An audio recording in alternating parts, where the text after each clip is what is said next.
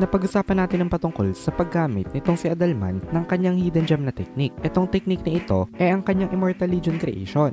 Pero bago natin simulan itong video na ito, ay i-roll muna natin ang intro. Hello everyone and welcome to my channel, ang inyong source ng Tagalog na Tansura Contents. Sa channel na ito ay pinag-uusapan natin ang mga nangyayari sa may Tansura universe. So without further ado, let's get into the video.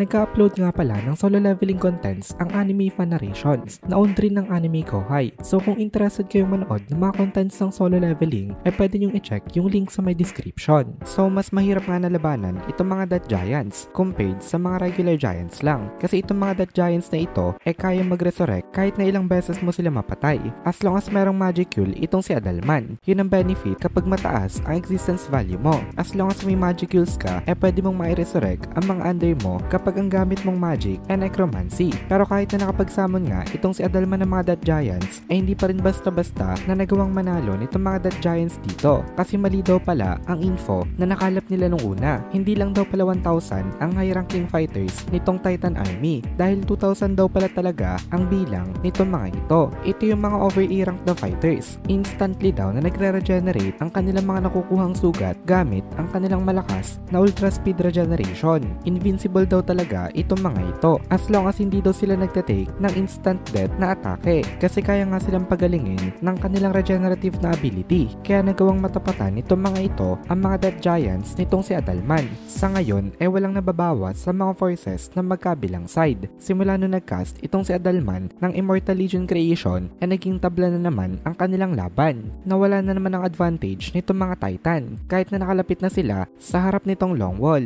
dahil daw sa effort na ito nitong si Adalman ay medyo nakapag-relax daw ang team nitong sila Shion. Happy miscalculation daw ito kasi hindi naman daw sa kanila sinabi nitong si Adalman na may gagawin siyang ganito. Kung baga ay hindi ito anticipated nitong sila Shion. Ang dahilan pala dito nitong si Adalman ay dahil ayaw niya magkaroon agad ng unrealistic expectation sa kanya at sa kanyang technique itong kanyang mga kasama. Ang gusto ni Adalman ay makita na lang muna nila ang technique na gagamitin niya tapos sila nang bahala kung may impress ba sila dito. Tsaka maganda daw itong ginawa nitong si Adalman kasi nga kung hindi naman ganun ka-impressive itong magic na naikas niya okay lang naman daw yon kasi wala naman daw siyang pinangako o ipinagyabang bago niya ito ginamit. Pero if naging maganda daw ang resulta nito may impress naman ang kanyang mga kasama and ganito nga nangyari. Pinuri naman ni Gadra itong si Adalman dito na as expected daw of his best friend. Tuwang-tuwa si Gadra na nasaksihan niya ang magic na inikas nitong kanyang kaibigan. Pero hindi lang itong si Gadra nag-comment, pati itong si Luis. Sabi ni Luis, oo nga daw, napaka-foolish daw ng 7 luminaries. Hindi daw siya makapaniwala na hinayaan itong mga ito na mawala si Adalman sa kanilang side. Napaka-rare daw ng ganitong klase ng talent. Nangihinayang itong si Luis ngayon kasi originally nga nasa kanila talaga dapat itong si Adalman kasi ito worshipper ng Luminism. Naalala nitong si Luis ang mga nakaraan sa mga araw na kilalang kilala pa itong sila Adalman at Albert. Dati pa lang duo na talaga itong dalawang to. Si Adalman isang genius sa holy magic, isa siyang high priest, habang itong si Albert naman kilala sa title na strongest holy knight of all time. Parehas daw na qualified na hero itong dalawang to, pero unfortunately wala daw ni isa sa kanila ang nakapag-acquire ng hero's egg, but still Ice Age level daw itong dalawa. Kung wala daw nangyari sa dalawang to sigurado daw itong si Luis na walang kahirap-hirap itong mga ito na makakarating sa may saint level kasi masyado nga daw silang talented. Pero yun din ang naging problema kasi dahil sa talent itong dalawa kinainggitan daw ito ng 7 luminaries at ipinadala daw itong dalawa ng mga luminaries sa isang malaking bitag. Intentionally nila na ipinahamak itong sila Albert at Adalman dahil natatakot daw itong mga luminaries na ito na kapag nagpatuloy pa daw sa pag-grow itong dalawa maagawan sila ng pwesto. Ipinadala daw ng 7 luminaries itong sila Albert at Adalman para mag-execute ng large scale na cleansing. Basically cleansing lang ito ng mga dead spirit disasters pero deception lang daw pala yon kasi in reality daw zombie dragon daw pala ang kalaban na madadatnan nitong sila Adalman. Nagawa naman daw nila Adalman na matalo itong zombie dragon na ito pero ang problema hindi sila nakasurvive kahit na sila pang nanalo. By the way Great Forest of Jura nga pala ang pinangyarihan ng laban.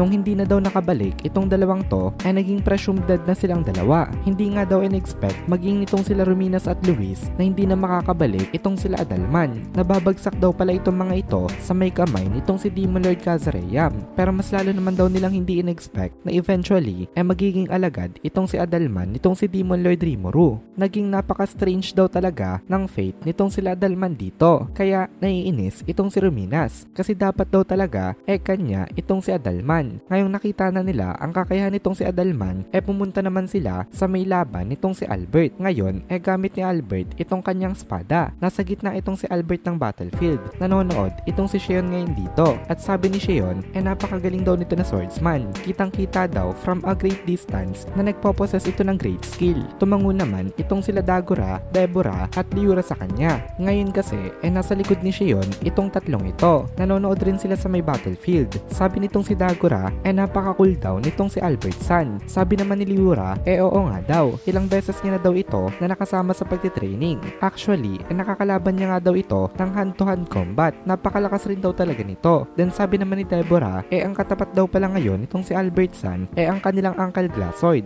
Sobrang face daw ng nagiging laban. Hindi niya daw makita kung sino ang lamang. Kaya hindi daw siya magtataka kung sino ang mananalo dito. Nung nabanggit ito nitong si Deborah napatingin itong si Xion. Tiningnan ni Xion ang kalaban ngayon nitong si Albert at sabi ni Xion ang lakas rin daw nito. Isa daw itong giant na nagwiwield ng isang napakalaking sword. Nai-spot nitong si Xion na isa ito sa mga major opponents at nakaka-amaze daw kasi ang tumatapat dito ngayon subordinate lang nitong si Adalman.